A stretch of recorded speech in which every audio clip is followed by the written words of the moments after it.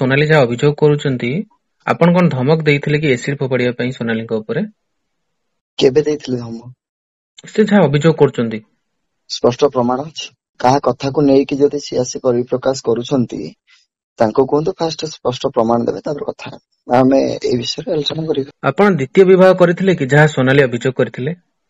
କେବେ ସେ ଦେଖିଛନ୍ତି କି? କେବେ ଯାଇ ମୋ ସେକେଣ୍ଡ ୱାଇଫ ଥିଲେ ମିଶିଛନ୍ତି କି? ସେ ଅଭିଯୋଗ କରୁଛନ୍ତି ଯେ ଦ୍ୱିତୀୟ ବାହାଘର ଗୋଟେ ବର୍ଷ ପରେ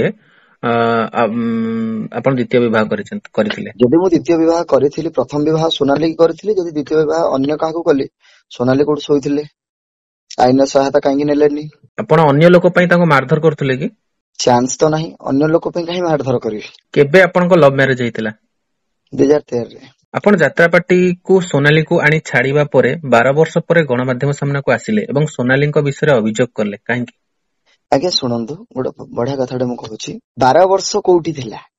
ଯୋଉ ସୋନାଲି ପଚାରୁଛନ୍ତି, ସମସ୍ତେ ସୋସିଆଲ ମିଡିଆରେ ମତେ ଭୁଲ ଆଖ୍ୟା ଦଉଛନ୍ତି, ଏ 12 ବର୍ଷ ତା ସ୍ୱାମୀ କୋଉଠି ଥିଲା? ଆଜ୍ଞା ଏଟା ଭୁଲ ତଥ୍ୟ ଥିଲା। ଦୀର୍ଘ ଏଇ 2 ବର୍ଷ ପୂର୍ବରୁ ଆମେ କଣ୍ଟିନ୍ୟୁ 10 ବର୍ଷ ପର୍ଯ୍ୟନ୍ତ 9 ବର୍ଷ ପର୍ଯ୍ୟନ୍ତ କଣ୍ଟିନ୍ୟୁ କଥା ହଉଥିଲୁ, ଦେଖାଶୁଣା ହଉଥିଲା, ସବୁ ହଉଥିଲା। ସୋନାଲି ଆଜ୍ଞା ଭୁଲ ମନ୍ତବ୍ୟ ଦେଇଛନ୍ତି। ଆପଣ ଯାହା କହୁଥିଲେ 5 ବର୍ଷ ପୂର୍ବରୁ ସେ କହୁଥିଲେ ଯେ ସେ ବିବାହିତ ନୁହନ୍ତି, କଣ ତାପରେ ଟିପ୍ପଣୀ ରଖିବେ? ବିବାହିତ ଯଦି 5 ବର୍ଷ ପୂର୍ବରୁ ସେ ବିବାହିତ ନୁହନ୍ତି କହିଛନ୍ତି, ଆଜି ଯେତେବେଳେ ମୁହଁ ମୁଁ ଖୋଲିଲି, କେମିତି 5 ବର୍ଷ ପରେ ଆସି ଆଜ୍ଞା କହିପାରୁଛନ୍ତି ଯେ ମୁଁ ବାହା ହେଇଛି ୟାକୁ ଆଉ ସିଏ ମୋ ପୁଅ ବୋଲି? ସିଏ କଣ ଭୁଲ କହୁନାହାନ୍ତି? ସିଏ କଣ ମିଛ କହିନାହାନ୍ତି? ମିଛକୁ ଘୋଡେଇ ଦେବା ପାଇଁ ଅନ୍ୟ ଉପରେ ସେ କଣ ମିଛର ବୋଝକୁ ନଦୀ ଦଉନାହାନ୍ତି? ନାଣ୍ଡୁ ବାବୁଙ୍କ ସହ ସୋନାଲିଙ୍କର କେମିତି ସମ୍ପର୍କ ଆପଣ କେମିତି ଦେଖନ୍ତି? ଅତି ଘନିଷ୍ଠତା ସମ୍ପର୍କ। ତାହେଲେ ବାଲିଚନ୍ଦ୍ରପୁର ଆପଣ ଯୋଉ କଥା କହୁଥିଲେ, କୋଉ ହୋଟେଲରେ ଆପଣ ଦେଖା ହେଇଥିଲା ଏବଂ କଣ ଥିଲା ସେ ସ୍ଥିତି ଆପଣ କହିବେ? ସେଟା ସ୍ପଷ୍ଟ ପ୍ରମାଣ ଦେବି ସମୟ ଆସିଲେ। ଆଚ୍ଛା, ସୋନାଲିଙ୍କ ନାଁ ବଦନାମ ହୋଇଛି ବୋଲି ସେ ଅଭିଯୋଗ କରୁଛନ୍ତି ଏବଂ ଯୋଉ ନାଁ ପରିବର୍ତ୍ତନ କଥା ଆପଣ କହୁଥିଲେ, ପୂର୍ବରୁ ସୋନାଲିଙ୍କ ନାଁ କଣ ଥିଲା, ଏବେ କଣ ରହିଛି? ପୂର୍ବରୁ ସୋନାଲିଙ୍କ ନାଁ ଥିଲା କାଗଜି। ଯେତେବେଳେ ବାପା ଘର ଥିଲେ କାଗଜି ପଲେଇ ଥିଲେ। ଯେତେବେଳେ ଆମ ଘରକୁ ଆସିଲେ କାଗଜି ସାମନ୍ତ ସିଂହାର ହେଲା। କ୍ୱେଶ୍ଚିନ୍ ମାର୍କ ଏଇଠି ପଡୁଛି, ସୋନାଲି ପଣ୍ଡା ହେଲା କେମିତି? ସୋନାଲି ପଣ୍ଡା କରେଇଲା କିଏ? ବାସ୍ ମୁଁ ଏଇଟା ହିଁ ଜାଣିବା ପାଇଁ ଚାହୁଁଛି।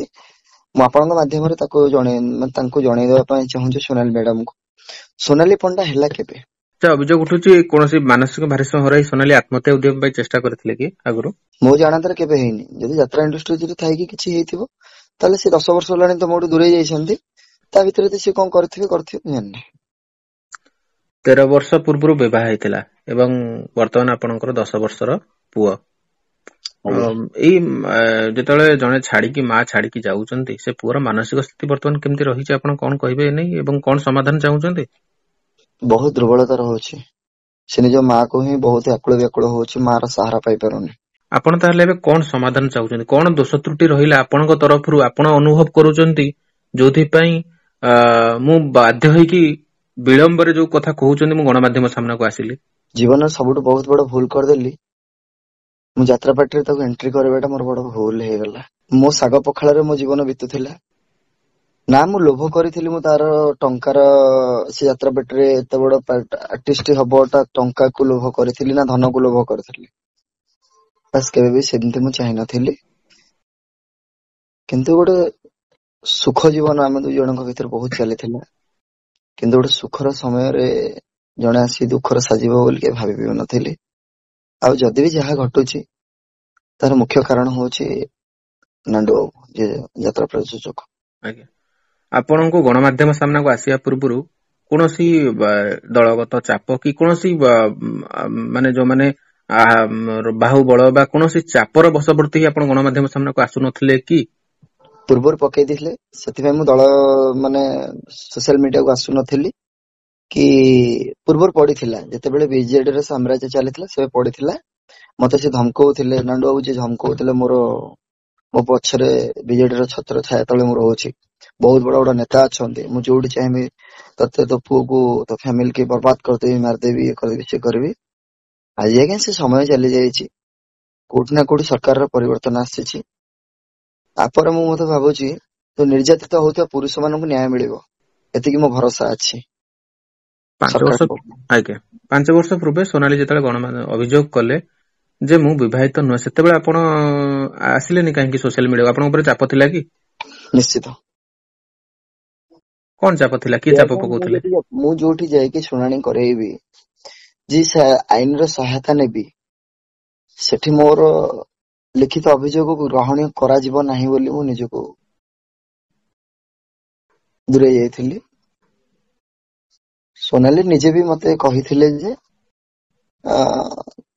କାହିଁକି ଆଉ ସେ ଭିତରେ ପଶିବା, ତମେ ତମ ଦୁନିଆରେ ରୁହ, ମୁଁ ମୋ ଦୁନିଆରେ ରହୁଛି, ଛୁଆର ତମ ଆଉ ପୁଅ 2 ଜଣ ଯାକ ବହୁତ ଭଲରେ ରୁହ, ମୁଁ ତମର ଖୁସି ଚାହୁଁଛି। ତାପରେ କହିଥିଲେ ମୁଁ ତମ ପାଖକୁ କେବେ ଫେରି ବି ପାରିବିନି। କଥା ହଉଥିଲେ, 1-2 ବର୍ଷ ତଳୁ କଥା ହଉଥିଲେ, ନହେଲେ ରିଲ୍ସ ଆସିଲା କେମିତି?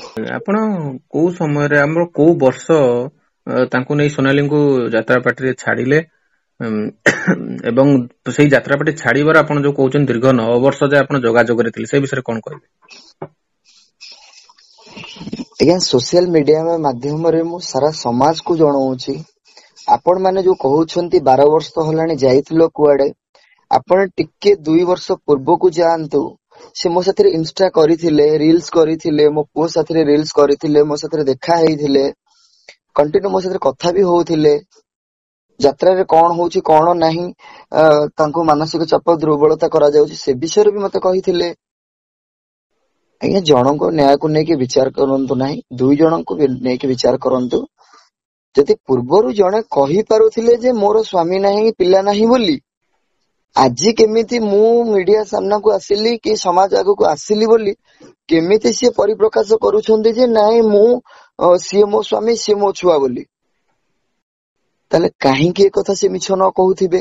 କେବେ ସୋନାଲିଙ୍କ ସହିତ ପ୍ରଥମ ଦେଖା ହେଇଥିଲା ଏବଂ ଦେଖା ହବାର କେତେ ମାସ ପରେ ଆପଣ ବିବାହ ବନ୍ଧନରେ ବାନ୍ଧି ହେଇଥିଲେ ଏବଂ ଘରର ସମ୍ମତି କ୍ରମେ ବିବାହ ହୋଇଥିଲା? ନାଇଁ, ସେ 13ରେ ଦେଖା ହେଇଥିଲା, 1 month ଭିତରେ ମ୍ୟାରେଜ ହେଇଥିଲା। ଯେହେତୁ ଆମ 2 ଜଣଙ୍କର ଡିଫରେଣ୍ଟ କାଷ୍ଟ ଥିଲା, ମୁଁ ତାଙ୍କୁ ନେଇ ଆସିଥିଲି ହେରି, ଆମ ଘର ସହମତରେ ମ୍ୟାରେଜ ହେଇଥିଲା। ଆପଣ ଯେମିତି ଚିଙ୍ଗୁଡି ଚାଷ କଥା କହୁଥିଲେ, ଆପଣ ବାହାଘର ସମୟରେ ସେତେ ୱେଲ ଏଷ୍ଟାବ୍ଲିଶ ନଥିଲେ କି ଯୋଉଥିପାଇଁ ଆପଣ ସୋନାଲିକୁ ନେଇକି ଯାତ୍ରା ପାର୍ଟିରେ ଛାଡିଲେ? ନାଇଁ ଆଜ୍ଞା, ଆମର ସୁଖର ସଂସାର ବହୁତ ଭଲ ଭାବରେ ଚାଲିଥିଲା। ଏମିତି କଳା ପ୍ରତି ତାର ଦୁର୍ବଳତା ଥିଲା, ମୋର ବି ଟିକେ କଳା ପ୍ରତି ଦୁର୍ବଳତା ଥିଲା, ଆମେ 2 ଜଣ ମିଶିକି ଯାଇଥିଲୁ। ସେମିତି ମୁଁ ପଇସାକୁ ଅନେଇକି ଯାତ୍ରାକୁ ଯାଇନଥିଲି। ଯଦି ପଇସାକୁ ଅନେଇକି ଯାତ୍ରାକୁ ଯାଇଥାନ୍ତି ତାହେଲେ ମୁଁ ହିଁ ତା ପାଖରେ ଆଜି ପର୍ଯ୍ୟନ୍ତ ହିଁ ଥାନ୍ତି। ମୋ ସ୍ୱାଭିମାନ ଉପରେ ଆଞ୍ଚ ଆସିଥିଲା, ମୋ ସମ୍ମାନ ଉପରେ ଆଞ୍ଚ ଆସିଥିଲା, ମୋ ଜାତି ପ୍ରଥା ଉପରେ ବି ଆଞ୍ଚ ଆସିଲା। ସେଥିପାଇଁ ମୁଁ ବାଧ୍ୟତା ହେଲି ଯେ ସୋନାଲି ଯୋଉ କହୁଛନ୍ତି ମତେ ଛାଡି ପଳେଇ ଗଲେ ବୋଲି, ଏଇଟା ମିଥ୍ୟା ଥିଲା। ଆଜ୍ଞା, ମୁଁ ତାଙ୍କୁ ଛାଡିକି ଆସି ନାହିଁ। ମୋ ମାଙ୍କ ଦେହ ସିରିୟସ ହେଲା, ମୋ ମାଙ୍କ ଦେହ ଖରାପ ହେଲା, ସେଇ ସମୟରେ ମୁଁ ଆସି ଯାଇଥିଲି।